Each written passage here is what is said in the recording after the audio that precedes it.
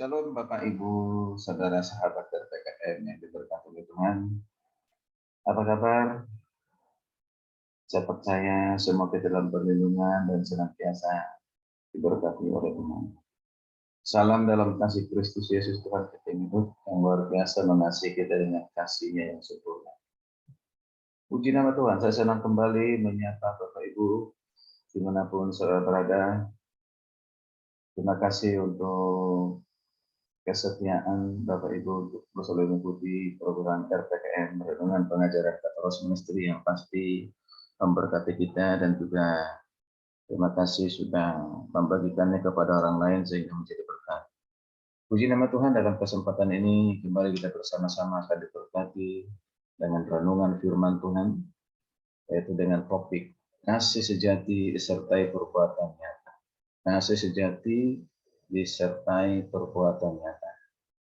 Setiap tanggal 14 ada beberapa negara termasuk juga sebagian Indonesia yang merayakan peringati yaitu Hari Valentine Day ataupun Hari Kasih Sayang. Ya, sekalipun ada terjadi pro kontra ada yang mengatakan jangan ikuti itu kebiasaan budaya dari barat dan yang lain sebagainya. Ya, buat saya itu sah-sah saja, hanya motivasi kita untuk merayakan apapun cara kita, kan gitu. Ya, kalau motivasi kita kasih sayang yang disertai dengan Alkitab kebenaran, ya boleh-boleh saja, dan caranya adalah cara kepedulian kita kepada sesama kita, yaitu kita berbuat sesuatu yang bisa menolong orang lain, ya. Jadi jangan hanya lihat dari orang yang pernah merayakan dengan cara duniawi, ya. Kalau ada orang melakukan dengan cara-cara duniawi yang mungkin bertentangan dengan Alkitab, ya jangan kita ikutin yang begitu, ya kita ikutin aja yang positifnya, yang baiknya, yang tidak bertentangan dengan Alkitab. Karena dalam Alkitab juga bicara banyak sekali tentang kasih, bahkan dari kitab Kejadian sampai kitab Wahyu itu kata kasih didominasinya itu luar biasa, dan praktek-praktek kasih pun didominasi. Oke, baik. Kita lihat bersama-sama suatu ayat firman Tuhan, Bapak Ibu, yang dikatakan dalam Matius 22, Injil Matius 22 ayat 34 sampai 40. Saya akan membaca, dikatakan di sana, kasihilah Tuhan Allahmu dengan segenap hatimu dan dengan segenap jiwamu dan dengan segenap akal budimu. Itulah hukum yang terutama dan yang pertama. Dan hukum yang kedua yang sama dengan itu ialah kasihilah sesamamu manusia seperti dirimu sendiri. Nah, pada kedua hukum inilah kita lihat tergantung seluruh hukum Taurat dan kitab para nabi. Baik, apa kasih Tuhan? Saya ulang khususnya di sini, kasih Tuhan ayat 37 39, saya ulang lagi. Kasihilah Tuhan Allahmu dengan segenap hatimu dan segenap jiwamu dan dengan segenap akal budimu. Itulah hukum yang pertama dan yang pertama, dan hukum yang kedua yang sama dengan itu ialah kasihilah sesama manusia seperti dirimu sendiri. Baik, Bapak Ibu kasih Tuhan, mari kita perhatikan ya, ini adalah hukum yang pertama dan yang pertama. Apa isinya hukum itu? Ya, ini adalah perkataan Tuhan Yesus langsung kepada murid-muridnya pada saat itu, dan juga ini adalah perkataan kepada kita semuanya, bahkan kepada seluruh manusia di dunia ini, terutama kepada kita yang sudah percaya kepadanya. Nah, kita perhatikan, karena Allah telah mengasihi kita terlebih dahulu, maka kita pun harus mengasihi. Ya. Jadi sesuai kasihlah Tuhan Allahmu, itu kan dikatakan ini, ya. Nah, kita diperintahkan untuk mengasihi Tuhan Allah. Mengapa? Karena Allah terlebih dahulu, Tuhan telah mengasihi kita. Kasih Tuhan itu sempurna dan tidak ada kita temukan kasih seperti kasih Tuhan, kasih Yesus di dunia ini. Sempurna mengasihi Tuhan, Dia mengasihi kita, menerima kita apa adanya. Dari segala keberdosaan kita, kejahatan kita, ketika kita bertobat datang kepadanya, Dia menerima kita. Menerima kita apa adanya. Luar biasa. Mengampuni segala dosa kita, mengampuni segala kejahatan kita, mengampuni segala pelanggaran kita, menyelamatkan kita, memberikan kita kehidupan kekal, memberkati kita. Luar biasa. Tidak ada yang kurang. Ya, puji nama Tuhan. Saudara, karena itu, karena Tuhan terlebih dahulu mengasihi kita, maka kita pun harus mengasihi Tuhan. Ya, mengasihi Tuhan. Pertanyaan kita perhatikan di sini. Ya, sekali lagi, karena Allah telah mengasihi kita terlebih dahulu, kita pun harus mengasihi. Lalu siapa saja yang harus kita kasih? Jadi yang pertama, yang kita kasih itu adalah Tuhan. Ya, Tuhan. Ya, firman-Nya tadi mengatakan dengan tegas. Ya, mengatakan dengan tegas, kasihilah siapa? Tuhan Allahmu. Dan bagaimana cara mengasihinya? Dengan segenap hatimu, dan dengan segenap jiwamu, dan dengan segenap akal budi. Jadi, sahabat RPKM yang diberkati oleh Tuhan, kita harus mengasihi Tuhan dengan segenap hati, dengan segala keberadaan kita. Ya, Tuhan harus menjadi prioritas dalam kehidupan kita. Kita mengasihi Tuhan dengan segenap keberadaan kita. Tuhan harus menjadi prioritas lebih dari segala yang ada. Ya, untuk membuktikan bahwa kita mengasihi Tuhan tidak cukup hanya hadir di persekutuan, ya, hadir dalam ibadah, memberi korban persembahan. Tidak hanya itu, Bapak Ibu kasih Tuhan. Ya, atau hanya dengan perkataan aku mengasihi Tuhan seperti pujian, aku mengasihi Engkau Yesus. Itu luar biasa. Pujian itu luar biasa. Ya, untuk mengungkapkan perasaan hati kita untuk mengasihi Tuhan. Tapi jangan hanya dengan perkataan, harus dengan disertai dengan perbuatan mengasihi Tuhan. Nah, mengasihi Tuhan. Apa bukti bahwa kita mengasihi Tuhan? Apa bukti utamanya? Kita masih mengasihi Tuhan, bukti utama adalah melakukan perintahnya dan hidup di dalam ketaatan. Tahu perintahnya, apapun perintahnya, kita taati. Itulah yang dikatakan oleh Yohanes 14:15. Dalam Yohanes 14:15 berkata, jikalau kamu mengasihi aku, kamu akan menuruti segala perintahku. Jikalau kamu mengasihi aku, kata Yesus, aku ini adalah Yesus, kamu akan menuruti segala perintahku. Jadi kita harus menuruti segala perintah Tuhan. Perintah Tuhan Yesus. Nah, apapun perintah dari Tuhan Yesus yang kita tahu, yang kita pahami, mari kita mohon pimpinan kuasa Roh Kudus untuk kita bisa melakukannya, mentaatinya. Apapun itu harga yang harus dibayar. Barangkali ada resiko ketika kita melakukan kebenaran tengah-tengah dunia ini. Kita harus kerjakan, kita harus lakukan. Tuhan pasti menyertai kita. Yang kedua, saudara kasih Tuhan, siapa yang harus kita kasihi? Dalam teks pembacaan kita tadi adalah sesama. Yesus berkata di ayat 39, kasihilah sesamamu manusia seperti dirimu sendiri. Kasihilah sesama manusia seperti siapa? Dirimu sendiri.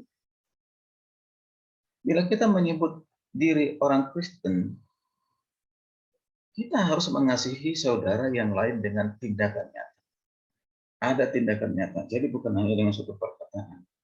Nah, sangat tegas dikatakan di dalam 1 Yohanes 3, 17 dan 14. 1 Yohanes 3, ayat 17 berkata demikian.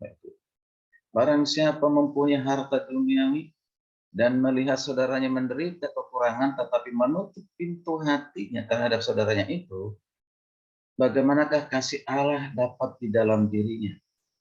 Anak-anakku, marilah kita mengasihi bukan dengan perkataan atau dengan lidah, tetapi dengan perbuatan dalam kebenaran.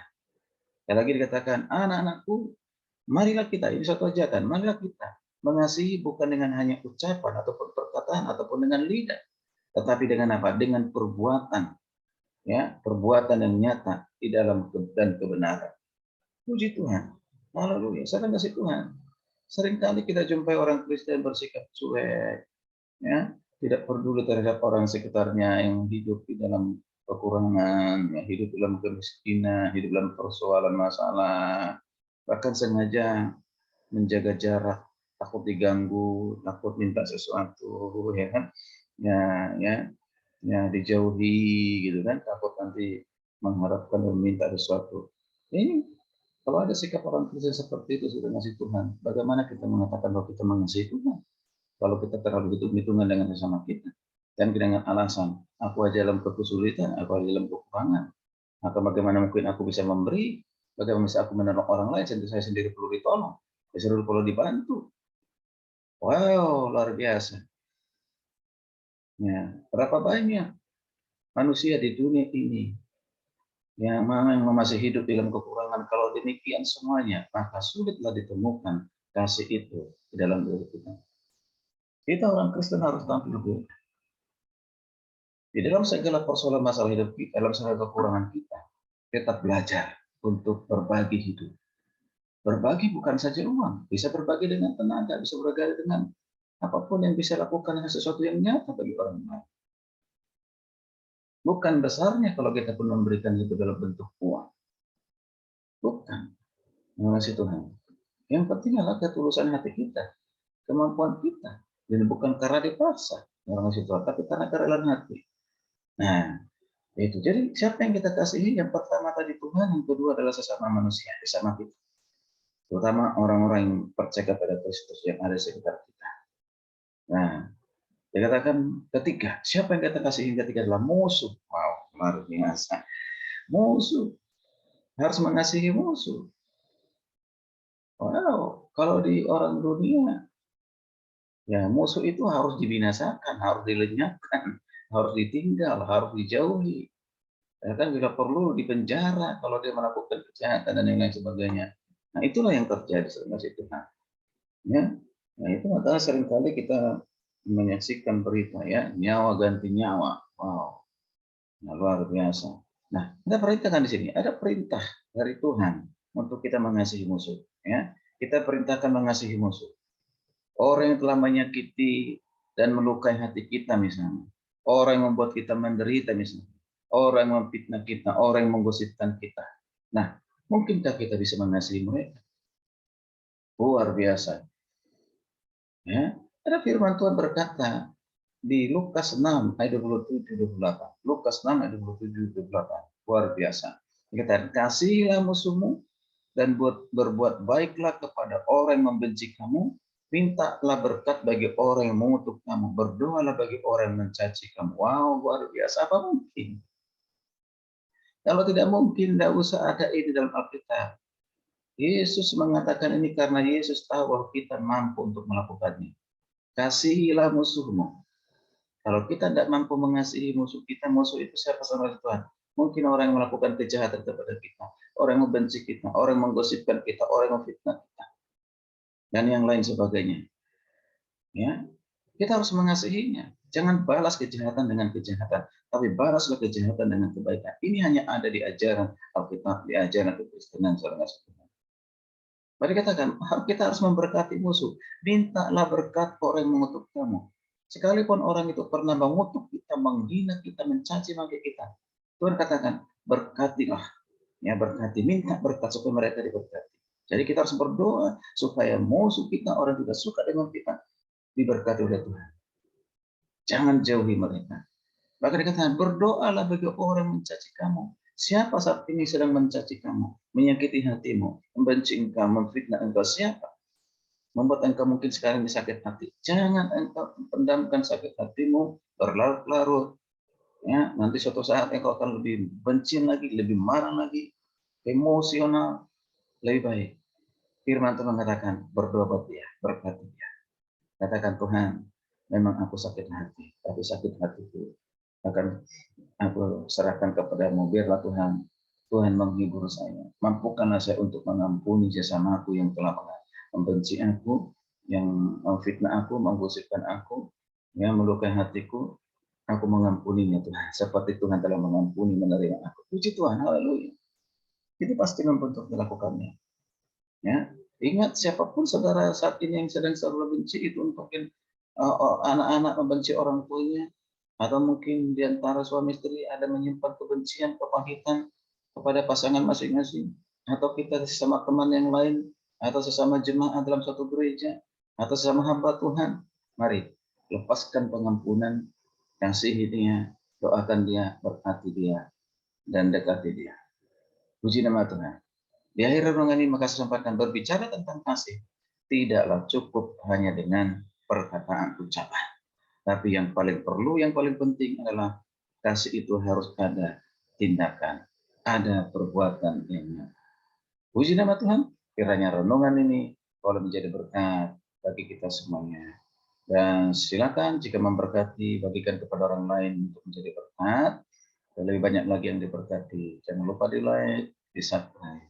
Sampai bertemu di renungan berikutnya. Shalom, Tuhan Yesus memberkati kita sekalian. Haleluya, amin.